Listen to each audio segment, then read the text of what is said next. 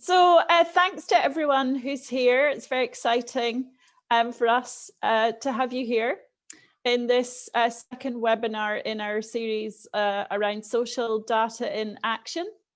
And today we're super excited that Marina Micheli has joined us from Varese, I think you've said, Marina, in Italy, where it's it's probably just gone 8 a.m. in the morning. And Marina is going to talk to us about social data governance models in Europe. So I might just do the acknowledgement and then introduce Marina, Paul. So I'd like to acknowledge that I'm hosting a webinar from the lands of the Wurundjeri people of the Kulin Nation. And I acknowledge the traditional custodians of all the various lands on which you all work today and the Aboriginal and Torres Strait Islander people participating in this webinar. And I pay my respects to elders past, present and emerging, and celebrate the diversity of Aboriginal peoples and their ongoing cultures and connections to the lands and waters. I'm going to quickly just give some housekeeping here. So after, as Marina is speaking, you might come up with lots of questions, and we do encourage you to come up with questions. If you post these questions into the chat, then once Marina has finished her talk, Anthony will be fielding the questions, and he may hand it to you to ask the question if we can figure out who you are. And also, obviously, you can use the raise hand symbol at that point in Q&A as well. And we are recording this session. And if you don't want to be recorded, or if you have any questions about the recording, then contact Paul Levy at swinburne.edu.au. Okay, so I now want to take the opportunity to introduce Marina. Marina, as I've said, is joining us from Italy. And Marina is a scientific project officer at the European Commission's Joint Research Centre. Her current work explores data governance for the public interest, examining in particular the perspectives of social actors and the emerging governance models. She is interested in the social value of data, digital inequalities, and data power. And her background is at the intersection of media studies and sociology. Prior to joining the Commission, she was a senior researcher and teaching associate at the University of Zurich in Switzerland, and a postdoctoral fellow at the Department of Sociology and Social Research at the University Milano Bicocca, perhaps, Italy. Okay, I'm now going to hand over to you, Marina. It's super great that you're here, and thanks very much. Thank you, Jay. I will very quickly share the slides. Okay, I guess it's fine. So thank you. Good afternoon, and thanks a lot for having me here. Really, it's an honor for me to have the opportunity to present and discuss the results of this exploratory research project called DG Transcope that ran at the Joint Research Center of the European Commission from 2018 to 2020. First of all, a parenthesis about what is the Joint Research Center, the JRC. It is the science and policy interface of the European Commission, which is in charge of providing independent scientific evidence and support to European policymaking. So in the context of this project, this exploratory research project, we, among other things, we investigated the emerging approaches for personal data sharing, control, and use that are put forward by different social actors beyond big tech corporations. So we were doing so, we identified 4 alternative data governance models. I say alternative because they differ from the, let's say, take it or leave it approach for handling personal data that is typical of big tech platforms. and they differ in the sense that they grant more decision-making power to other actors beyond the platforms themselves, and they foster the production of different kinds of value. So the work was moved by two main goals, as you see. First, to develop an heuristic tool to examine and better understand current data practices, and to do so through a social science perspective that I will explain in a bit. And so overall, of course, the aim was to contribute in forming European data policy for fostering a fair data economy. So in the slide, you see some of the output of the project. There are those that I will mainly present today during the talk. Okay, I don't know. Okay, well, the work starts from the premises that there is a wide variety of imbalances when it comes to not only accessing data, but also in the ability and possibility to derive meaningful insights from data, the so-called big data divide. So it is widely recognized that from extracting value from big data has become a significant source of power for large players and internet platforms. So we moved from celebrating the emancipatory opportunity of social media in 2005 to now addressing critically the power of big tech platforms.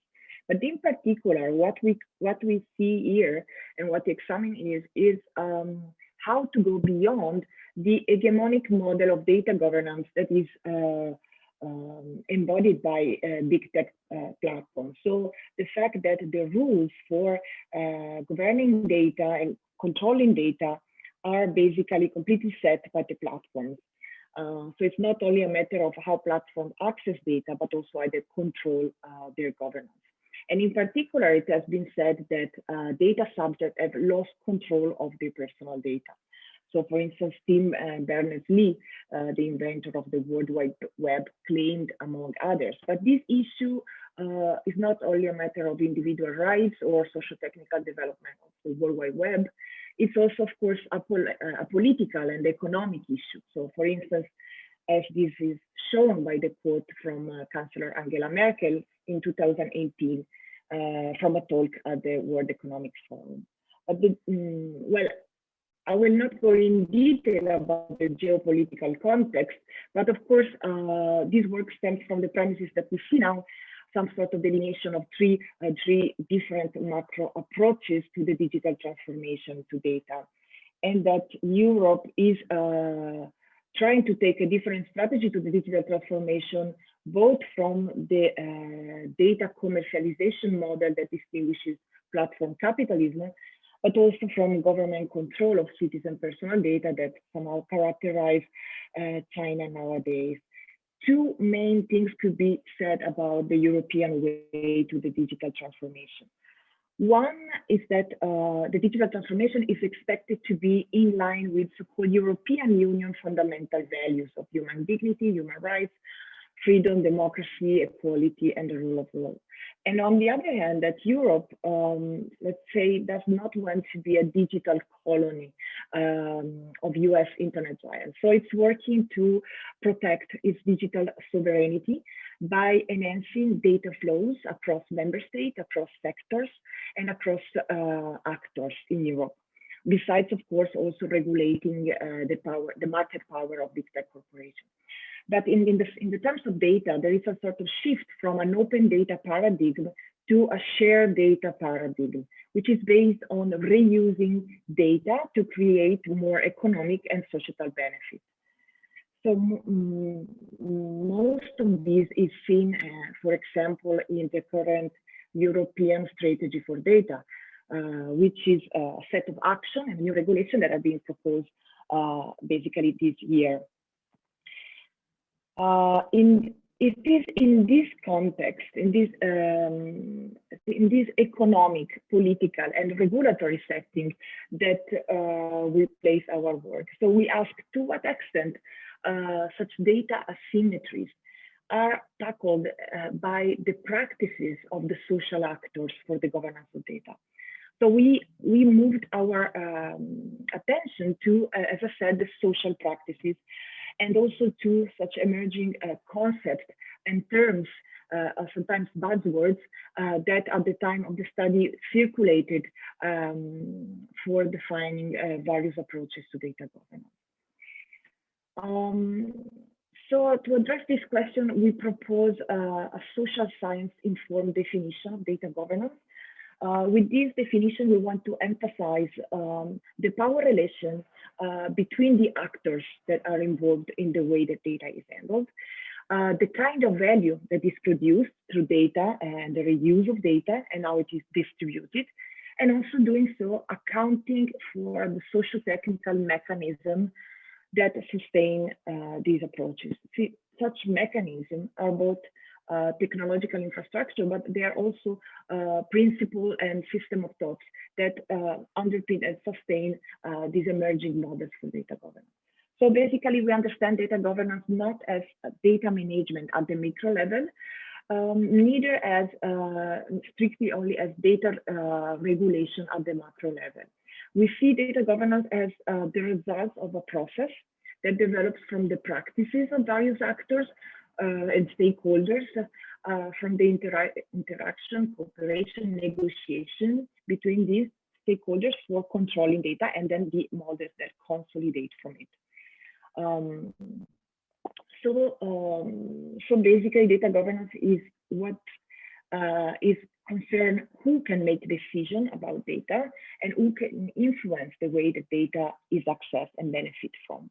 Of course, the models that we analyzed emerged from the economic, political, and regulatory setting that I have briefly described before.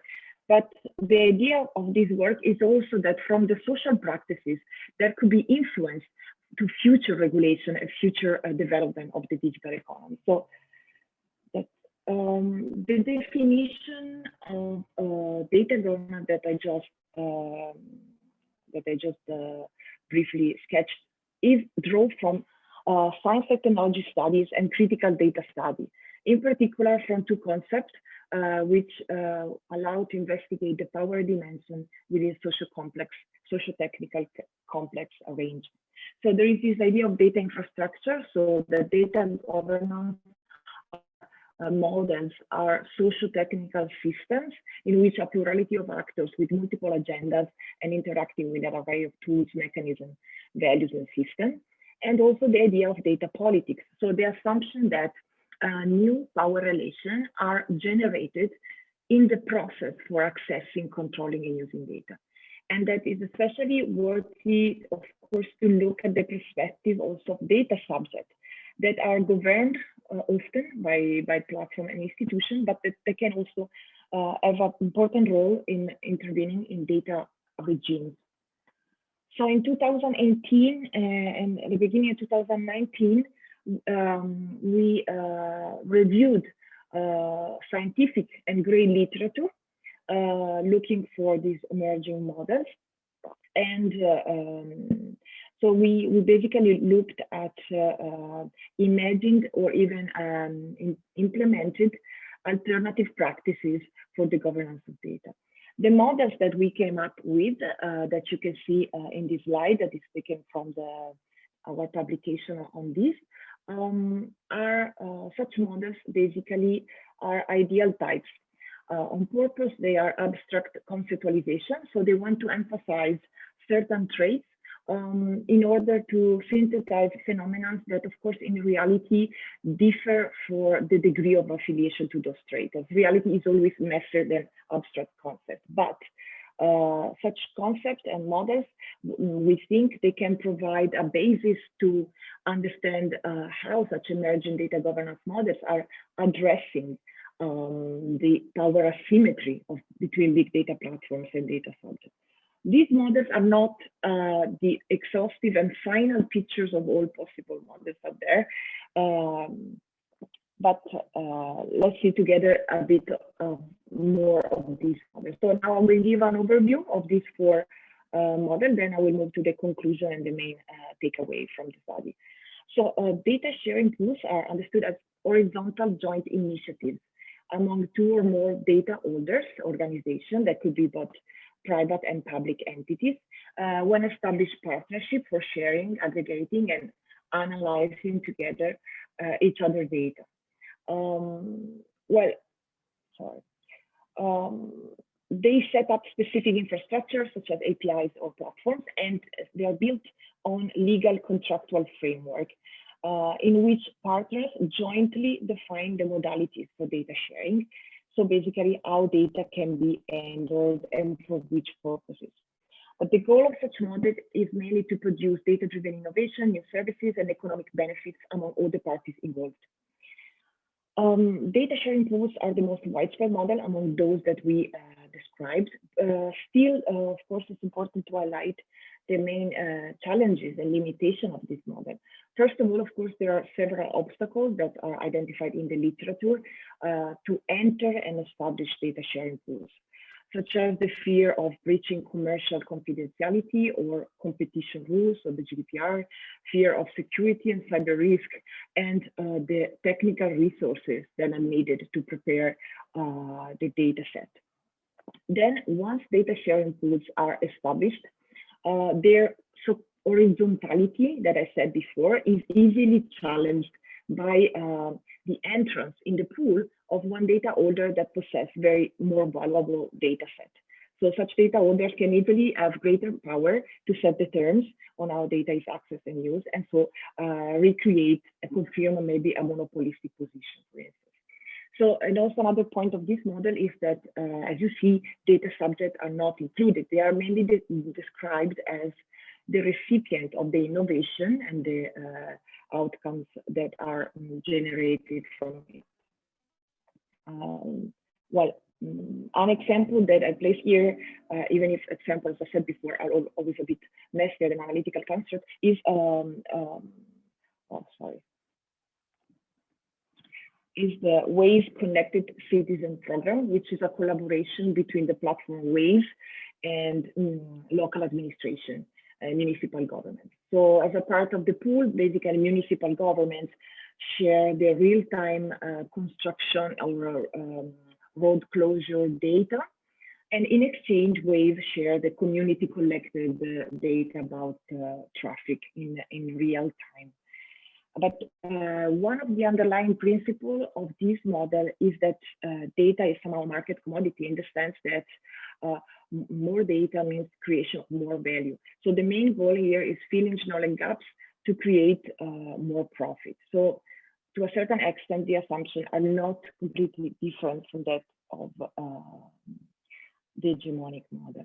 Instead, data cooperatives, as you are probably already familiar with this concept, are understood as, of course, grassroots driven and decentralized organization, in which members of certain communities voluntarily pool their data together, and such data can only be used for rules that members approved.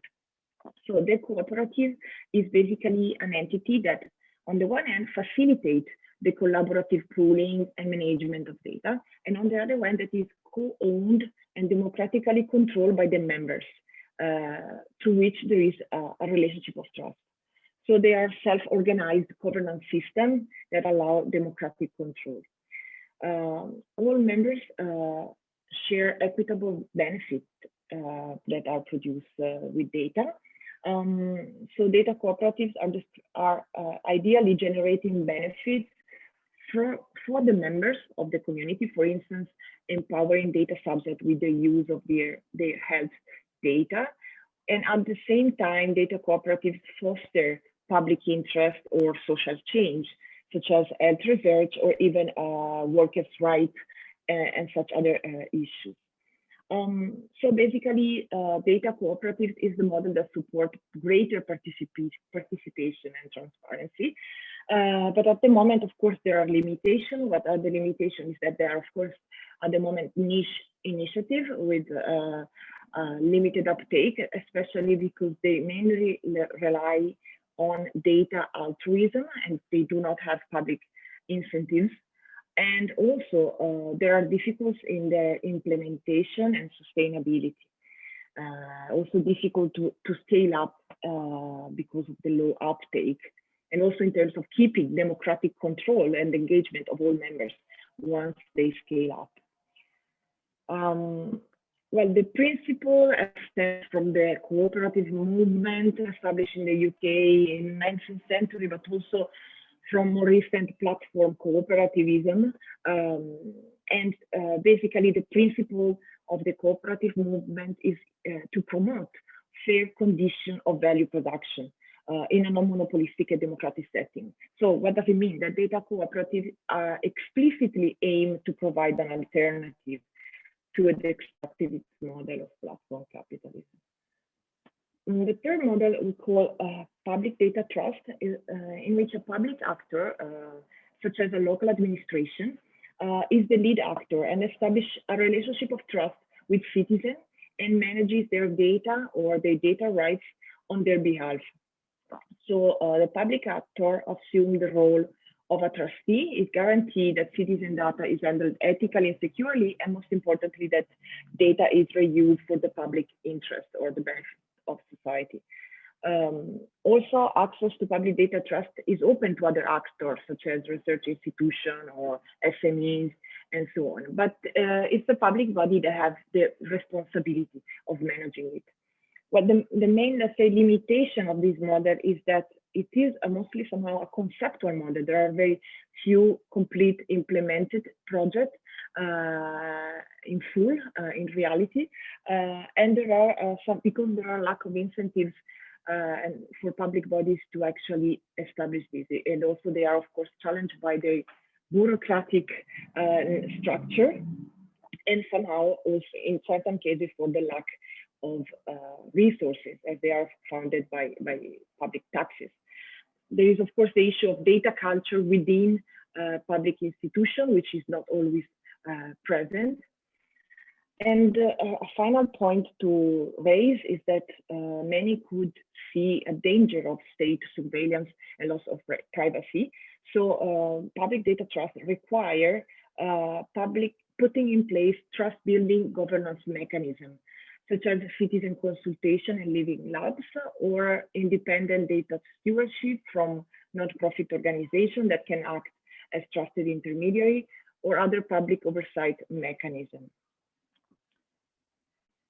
The principle, applying principle of public data trust is that all data with a public interest component, for instance, data collected as a byproduct of utilities consumption, or a byproduct of moving through local public transportation, all of this kind of data is should be part of the public infrastructure. So the information that it affords should produce value for citizens and society. So also promoters of this approach are, for instance, Evgeny Morozov and Francesca Bria, and also the city of Barcelona with the project Decode. Well, the last model that we have called personal data sovereignty in the paper, it's a model in which data subjects individually regain control of their personal data through ad hoc digital services. So the main actor in this conceptual model are the individual. A key mechanism is the existence of an ecosystem of personal data spaces, which are, as I said, intermediary digital services that citizens can choose to store their personal data or use to collect and aggregate their personal data that is dispersed across platforms. And they can use also to control data sharing with third parties and for other purposes. So data sharing pool empower individual citizens because they improve the ability to make choice about their data and leverage the GDPR data portability, right? And they foster at the same time some economic growth in the sense that new commercial digital services are launched by SMEs and other entities. The main limitation of these models is that somehow since personal data spaces are again business entities, of course, they might have interest in creating a more favorable position in the market and nudging users to be attached to their platforms. So there might still be a network effect if safeguard measures are not put in place. And also, for now, the majority of citizens because this system already exists, they're also called PIMS, personal information management systems. The majority of citizens do not have skills or time to maybe take advantage and really dig into this ecosystem of personal data spaces. Well, the underlying principle here is that of technological sovereignty intended as reducing, limiting the influence both of big tech platforms and states or governments in the control of technology, but this is applied specifically at the level of the individual users. So it's mainly understood in this model as individual empowerment.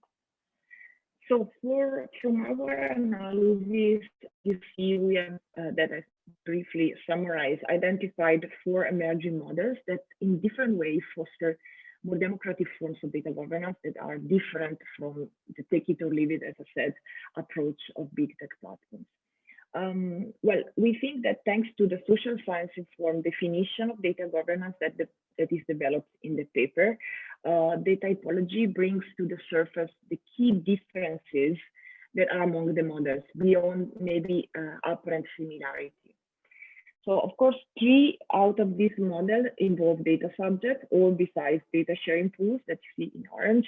And of course, involving data subject is important step for a more democratic regime. But we can see from the description that involving data subject might have very different implications because all the models have a trusted data intermediary that give more power to data subject, but all have very different dynamics because this intermediary, this data intermediary could be a data cooperative that is a democratic entity that allow control and produce benefits for the members of a community, or it can be a public body that is entrusted by citizens that has to be entrusted by citizens to use their data ethically and for the public interest.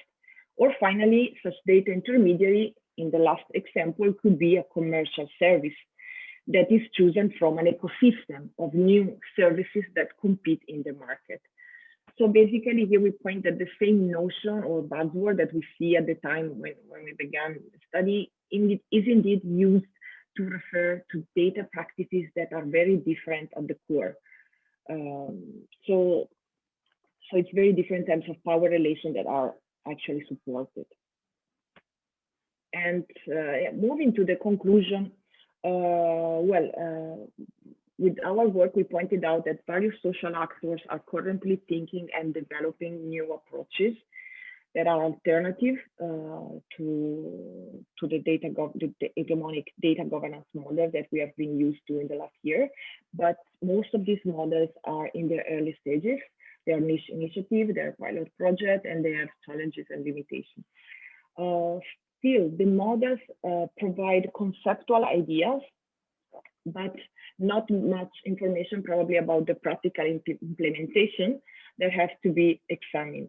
One conclusion, of course, is that there is no one-size-fits-all data governance model to be recommended or promoted for an equitable data landscape, but instead hybrid models. So a combination of all these models should be proposed. And eventually we should discuss how to make centralized models, such as the public data trust idea, with decentralized models, such as the data cooperative approach. Of course, the results show that civil society and public bodies could be key actors for promoting models that are truly alternative in terms of power relation and value production. So their role in data governance should be supported to avoid that market forces determine who have a say over data and how data is used.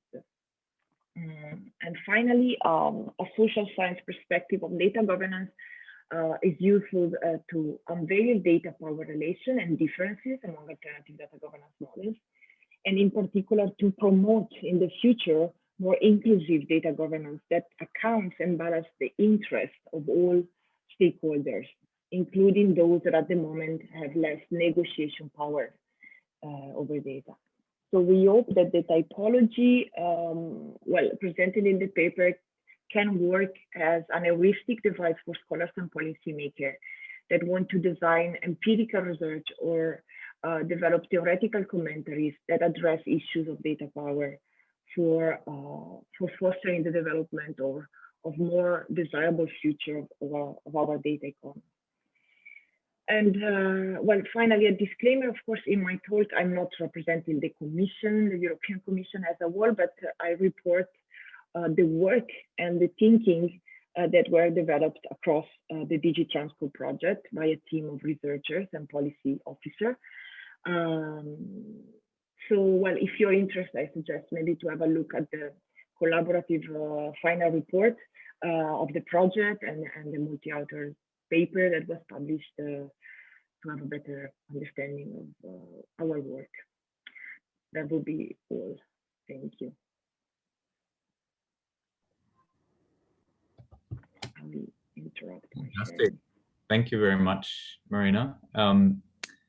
We have plenty of time here and plenty of amazing people working in and across data projects, data governance, data sharing.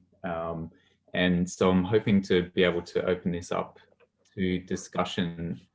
I'll kick off with a question from Jane. Jane, do you want to ask it yourself?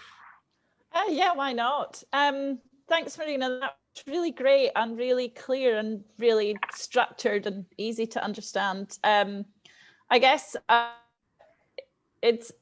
I'm interested in whether the EU has envisages an active role in this from your perspective in encouraging more kind of citizen input, and is likely or showing some interest in supportive mechanisms around some of these models that are particularly more citizen empowerment or included oriented.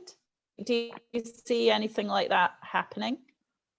Yes, of course. When one action of the European data strategy that I showed before is the Data Governance Act, which was, I mean, the proposal of the Data Governance Act was released, I think, in December or late November last year.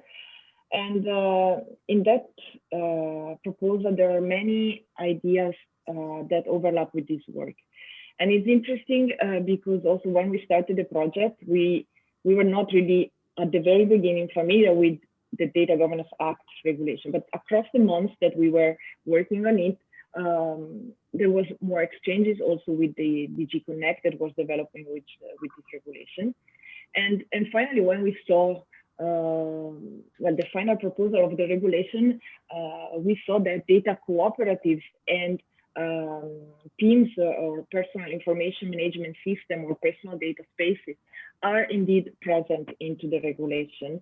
And because the intention of such act is to support different actors in enabling access to data, and especially to support the creation of data intermediaries that can help people to share their data for the public interest. It's really one of the goals of that act, as you may already know. But it's important because in that act, it emerged this idea of creating a data economy that is both that also foster that is mixed in the sense that it also foster social value, and it also generates space for not only SMEs but also for cooperatives, public interest organizations, or NGOs. Of course, and it's also interesting because mainly the first take. One of the first paragraphs of this proposal really mentioned that this is done to limit the power of big tech platforms in terms of their monopolistic power on data. And I think it's interesting because it is in parallel with other measures such as the Digital Service Act or the Digital Market Act that really work on the competition issue, more traditional economic issues. Instead, in this one, basically the same data asymmetry is tackled from the perspective of what kind of other measure can be implemented to reuse data for the public interest. Of course, I mean, it's still a proposal and there are still questions regarding how it will work. especially because the big question is in terms of the sustainability of data cooperative and personal data spaces, especially when they are not economic actors. I mean, if they are economic actors, there is the question of how to have safeguards to guarantee that they do not, at the end, reach a monopolistic position or a too big a position. And if they are social actors such as cooperatives, well, then it's the question of how to help these to grow and to, in terms of organization and in terms of sustainability. So there are still many questions on this regard, but indeed, in the Data Governance Act, data cooperatives and personal data space are really seen as the enabler of our sharing of data, and explicitly so as not necessarily economic actors, or at least not, I mean, pursuing that kind of objectives in the end. Also, well, maybe there is another question I was seeing popping up on this. Thanks. Thank you. Great. Yeah, there's a question from Anne. Anne, did you want to ask the question yourself or frame it in your own? Okay, thanks, Andrew. Yeah, I was kind of, this is really very interesting and I think very important high level kind of overarching sorts of arrangements, but I was sort of wondering what your work is. I'm sorry, I've forgotten your name. Michelle, is it? Marina, sorry, Micheli, that's right. Marina, my apologies. What's your work beginning to tell you about how to engage both institutions and organisations? And I'm particularly interested in social or community organisations who are not heavily endowed with resources, if I can put it mildly, in these matters, but also recognise that it's really important to engage. And it just seems so big, so huge, so out there. So I'm sort of wondering, are you starting to get some sense of what's required to engage those more on the ground voices in this kind of conversation? Well, thanks, of course, thanks for the important points for sure. Well, basically with this work was, as I said at the beginning, this was an exploratory research project. So the idea was to include new teams that at the Joint Research Center at the time when we started were not even yet into the mainstream research agenda. So that's probably why we took a such very high level. Yeah, I get it. Yeah. Indeed. We wanted to sort of make straight what is the field and what can be done. So indeed, this is a preliminary work for more empirical research that indeed has to engage, as you said, with community and social services or other kind of actors. So the idea was to continue the work with more empirical research, but indeed the road that we take so far was to engage with public bodies and local administration first. So this is what you are asking is indeed an area that we are thinking of including more in our research, but is not, I have to say, yet maybe so present in terms of data governance. There is other kind of research, yes. Just one thing, I don't want to monopolize any more time, but one of the things I've learned is I was previously an academic, I work in the practice space and I go backwards and forwards, I work in the spaces in between in many ways. So I'm a bit, no, I'm not muddled, but it's just more complex. And what I'm learning is that the sooner you get people on the ground engaged, not just the kind of working through it, but the actual way of framing it, it can actually also really inform your theoretical and heuristic devices. So the way you think about it. So my encouragement would be to get that into the thinking, like right at the beginning, in a way. Yeah, I know it's easier said than done. No, thank you. I appreciate it. Yeah. Thanks, Anne. I've got a follow-up question. Maybe it's related, maybe it's just an additional question, but I'm interested in how social value gets defined in these models, in and around these models. You know, whether it's through the proposed Data Governance Act, for example, or through the models themselves, or through the actors and organisations that are kind of championing the different models. And how did that feature in your work? Was that something that has been defined, that is defined, that is being defined, or you know, maybe there are mechanisms for thinking about what social value is, and maybe even economic value? Not like there's who gets to extract additional economic value out of reuse of data, for example, is clearly a different question to the social value that might be extracted out of reuse of data. Yeah, exactly. Of course, since we were mostly analyzing grey literature documents and scientific paper of let's say conceptual or projects that were not even sometimes implemented in practice. So we were looking mainly at discourses or what kind of normative system were at the ground of these different ideas of controlling and sharing data. So we didn't have a system to assess really the value that was produced by such models, because we didn't look at their implementation. So what we mainly looked, what all kind of orientation and goals towards value production that were different to what extent from the extractivist model, as you are familiar with big tech platforms. So we really wanted to see in general what kind of understanding of and what kind of goals were at the core of this model. It was mainly looking at discourses. In fact, there is also this other question, how to measure the social value produced by these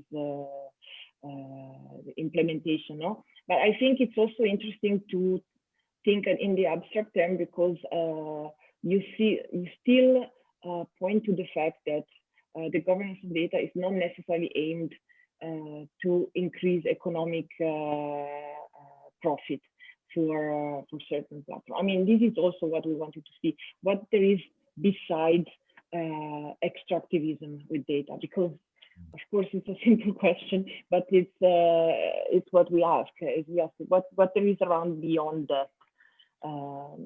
Because if you want to measure social value, sometimes you still, I think, I mean, you might risk to be in the game of measuring economic value again. I don't know what to say, what to explain it well, no? But if you want to see the alternatives, also the sometimes utopias even, the idea was to not stick to the measurement of the value produced, but look more at normative understanding of value indeed.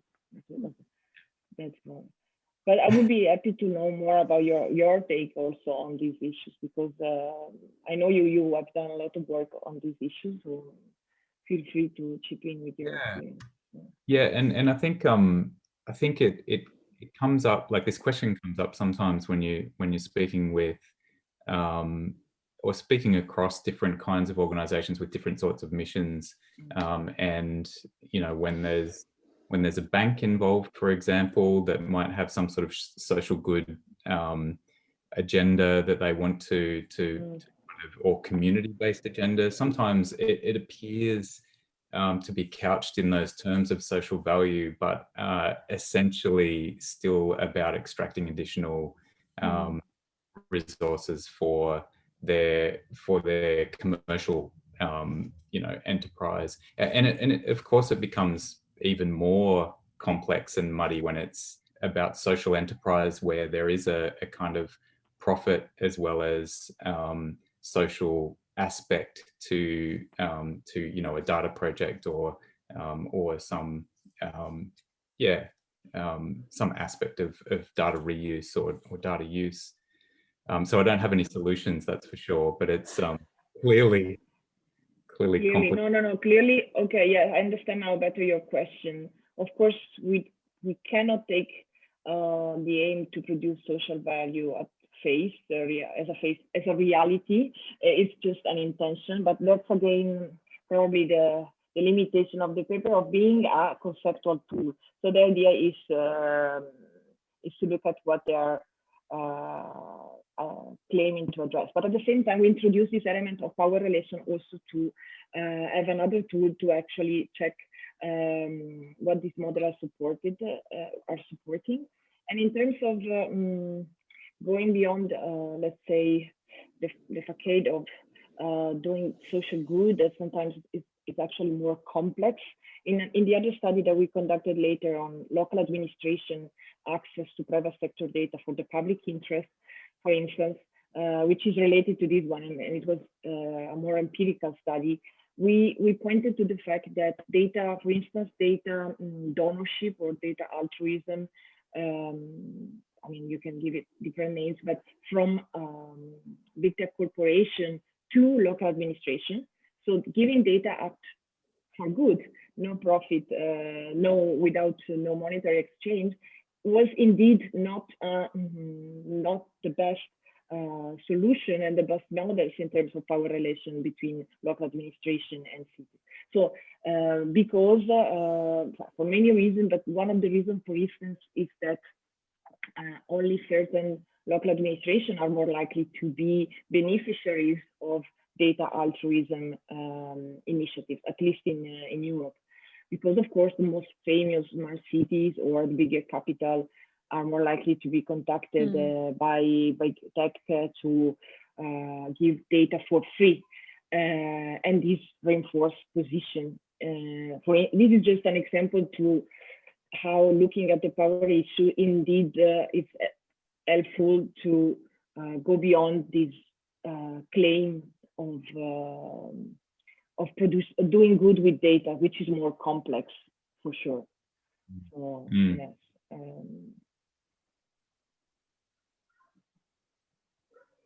Are there any other questions? I have more myself, but I think we've asked all the questions. Amir's got one. So Marina, I have a question for you related to the data equity and heterogeneous data co-ops. So data cooperatives, in the way that you explained, a lot of them are for kind of like individual citizens that they contribute data to a bigger pool. It's not always work like that. Sometimes data cooperative forms as a result of different organizations coming together and each one contribute data into that pool. Usually when that happens, then the data co-op is not homogeneous, it's heterogeneous. We have different value data added to the pool, and also that often they are from different, representing different aspects of the cooperatives. Now, if those data cooperatives derive certain decision-making in the community, then the role of the players of contributing data into that cooperative make a big difference on what the data insights come out of the cooperatives.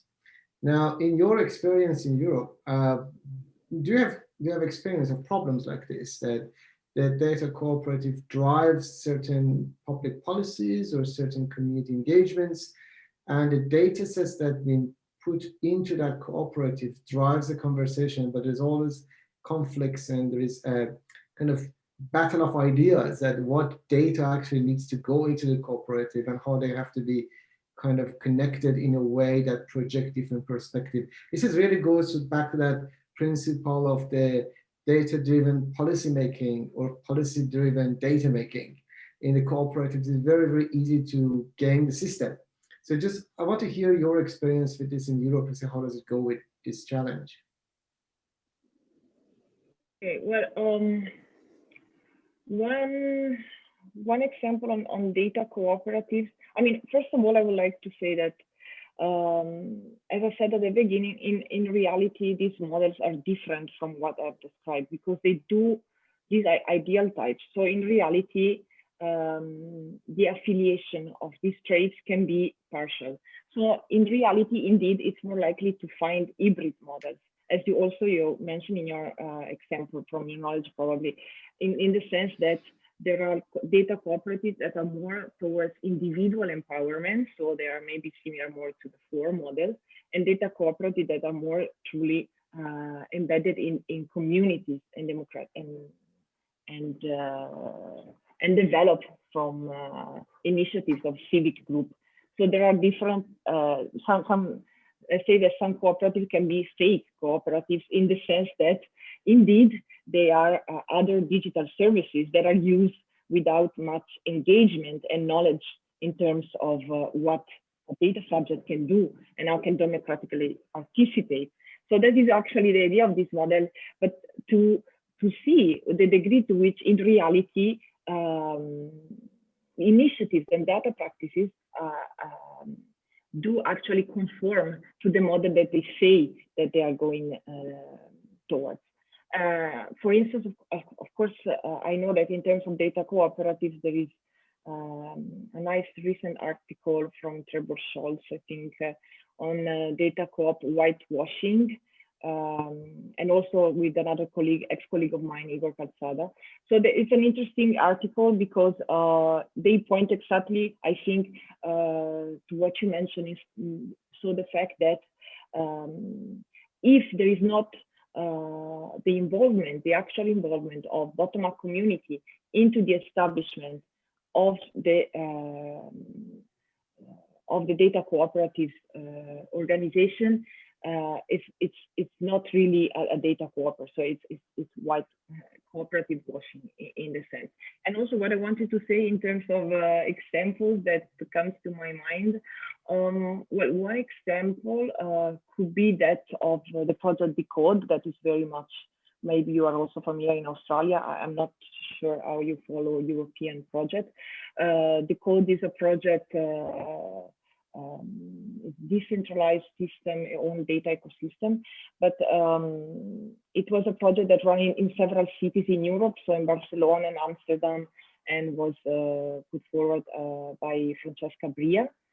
And it's interesting because it worked with the local administration, as I said, but it also based on the establishment of civic group at the city level that use data sharing initiatives to make their voice heard on different regions. So I think it is a combination between public data trust and data cooperatives, which is sustained by more clear societal goal, also thanks to involvement of the municipality in this case. So this is just to say that in reality, this is much more complex than the models indeed. Thanks. And thank you. Have a question from Kimberly as well. Did you want to jump in, Kimberly? In some ways, you've just addressed the sorts of questions that I was raising in the chat, which is that, you know, like I've read the Big Data and Society paper. It's terrific work. Thank you for that. But one of the interesting things is you're sort of painting a picture of some models, but without really, maybe this is the lawyer in me, without kind of stating any kind of minimum conditions for things to actually count as something like a public data trust or a data cooperative. You started to hint at some of that in that answer just then, you know, that there are things that make something more truly cooperative. Is there a next stage to this work that actually starts to think about what are the kind of minimum conditions for something to actually count as that? Maybe there are, maybe there aren't, maybe that's just something that we need to keep working on. And maybe the real answer is nothing will conform to a perfect model anyway, and we're going to end up with a bunch of hybrids. The other question that I was going to ask that again gets at some of the stuff you started to talk about then is what's the link between all these moves towards data sharing and the existence of intermediaries? Because what we're observing with some of the data sharing legislation in Australia is, you know, there's this idea that government will share with companies or with researchers. But a lot of those relationships are being set up as kind of contractual relationships rather than the creation of any kind of intermediary that could manage that process. And I'm wondering, is it similar in Europe, or is data sharing being talked of in conjunction with some of these ideas of creating trusted intermediaries? Well, Luca, thank you, Kimberly. It's a great question. Indeed, probably. It's nice to see you, by the way. Yes. Okay, nice to see you indeed. I mean, it's a great question, and it did make a great project. The thing is that the project was, well, we wanted to start from the practices, you know. I know that it's maybe, we wanted to really see and challenge what is out there. So we wanted to look at how the practices can actually fulfill the model that they claim to propose. So we want to compare the social practices that are currently being developed in Europe to thinking and implement a different way for accessing data. What do they say about the power relation? So we didn't want to be normative and say how they should be act, but we wanted to say, what can we learn from what is going on? Of course, that is, as you said, completely, that is the first step from such work. And what we did was these other studies on local administration, for instance, no? That we then went to see what it meant exactly to access privately held data by citizens. Just a little piece of, just an angle to look at public data, a part of a public data trust, and what many challenges and power inequality already emerged from that one. So yes, the idea and that is to, well, it is not to put normative, but normative, I don't know, parameters to, but well, I have to say that there is a new project that is started that wants to more precisely identify what are the enablers and what are the obstacles for creating more inclusive data sharing. So in that sense, there is something planned, but it is not something that we have already done, to be honest. But I think, well, I think your point is very important indeed. So yes, and I see you wrote something about side work labs, but you didn't mention in your question. So, but no, thank you. That's okay. That's helpful. That sort of that helps me understand where you're coming from on that. Thank you. Appreciate it. Yeah. Thank you. We're at the hour, everyone. So I'd like to wrap up, and sorry if there were more questions. I had more questions, but maybe we can continue the conversations offline. And it's really good to connect up over this kind of these kinds of issues and topics. I'd just like to quickly shout out a reminder for the third in our Social Data in Action webinar series, which will be with Sarah Williams next Tuesday at 9:30. So get on to the registration for that one. And I'd really like to thank Marina for your time and insights. The work is really important to the work that we're doing in the Centre of Excellence for Automated Decision Making in Society, but also in the Social Innovation Research Institute at Swinburne.